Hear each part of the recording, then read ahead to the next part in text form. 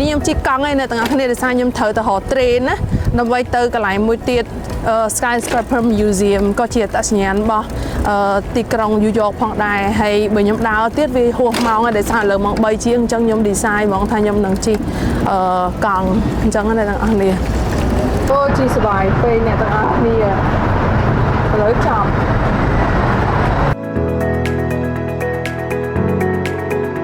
which yeah but it's fun អូខេអ្នកទាំងអស់គ្នាឥឡូវគឺខ្ញុំមកដល់ហើយអាហ្នឹងគឺគេ offer ឲ្យដែរគ្រាន់តែវាជាប្រភេទ museum ប៉ុន្តែវាក៏ជា signature ក៏ជា landmark មួយរបស់ New York ដែរ The modern concrete skyscraper មានអីបើសិនជាអ្នកគាត់ខាងសំណង់ថាបត្យកម្មគាត់វិស្វករអីគាត់មកមើលត្រូវហ្មងដោយសារនេះគឺវាពាក្យច្រើន relate ទៅលក្ខណៈថា building mode ណាមួយអញ្ចឹងទៅហូបប្លែកមានជា Malaysia Twin Tower ហើយនឹងមាន building ផ្សេងទៀតជាច្រើនណាអ្នកទាំងអស់គ្នាចង់មានន័យថានេះគឺគេ relate មួយនឹង construction ចានេះគឺខ្ញុំអូអ្នកទាំងអស់គ្នាមើលនេះ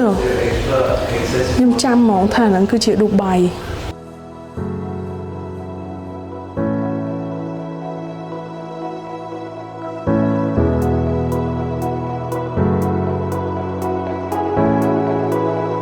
ប៉ុន្តែមើលទៅវាសិតតែមាន history របស់រូបភាពមួយហ្នឹងអីចឹងណានិយាយទៅខ្ញុំចូលចិត្តអានណាខ្ញុំចូលចិត្តមើលគាត់ណាថាវាយ៉ាងពេលយ៉ាងខ្លីតិចអញ្ចឹងខ្ញុំគ្រាន់តែ detail តិចតួចទេ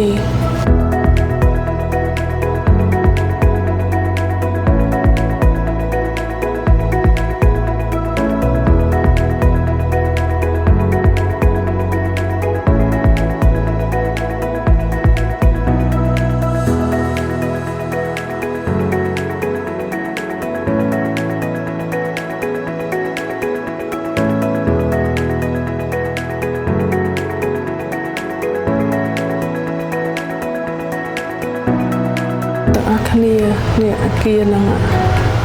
អាគារដែលបុកនេះ World Trade Center upon their completion in 1971 and 1973 Twin Tower of the World Trade Center are tallest and largest skyscraper in the world ចុងក្រោយបុកកណ្ដងហ្មងនេះ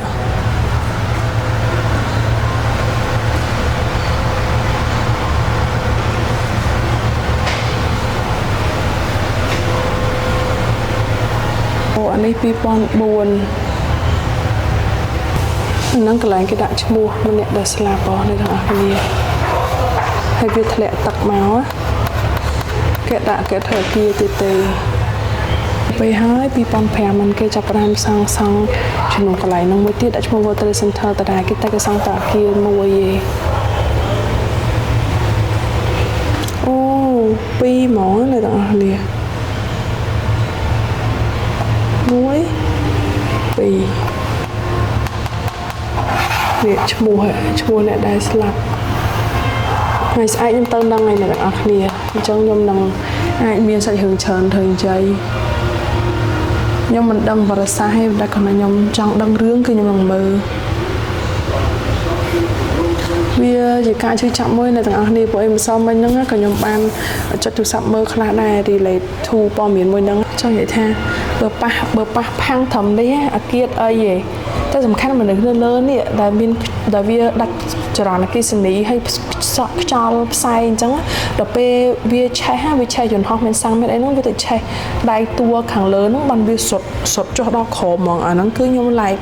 Instagram របស់ Twin Tower ហ្នឹងហ្មងព្រោះខ្ញុំចង់ដឹងព័ត៌មានមួយហ្នឹងណាបើនិយាយទៅគឺ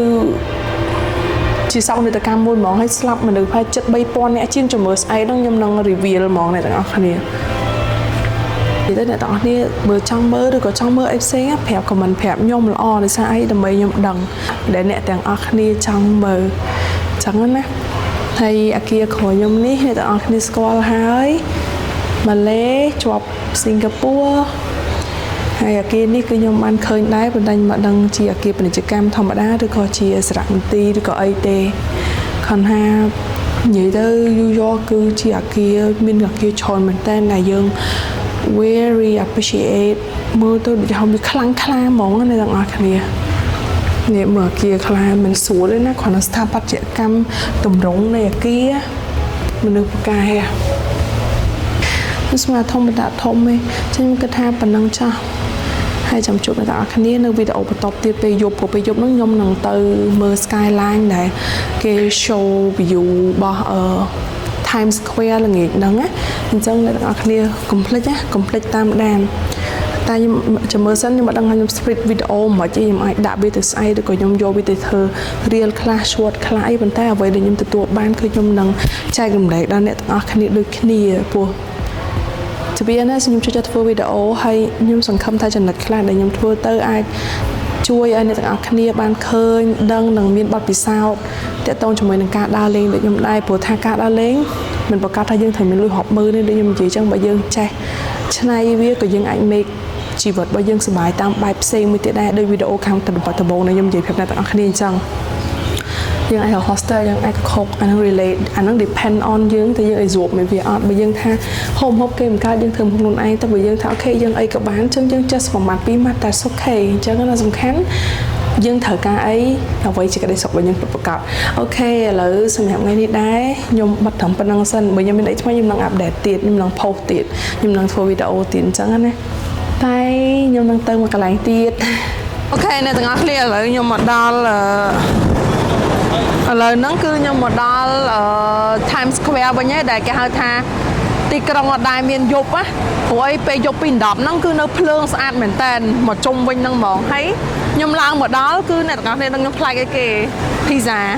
ហើយ long line ខ្លាំងណាស់ខ្ញុំចង់សាកល្បងមែនតើព្រោះអីខ្ញុំគិតថាវាជាកន្លែងមួយដែលជាកន្លែង signature របស់គេដែលមាន long line អ្នកនរគ្នាចាំដល់ខ្នល់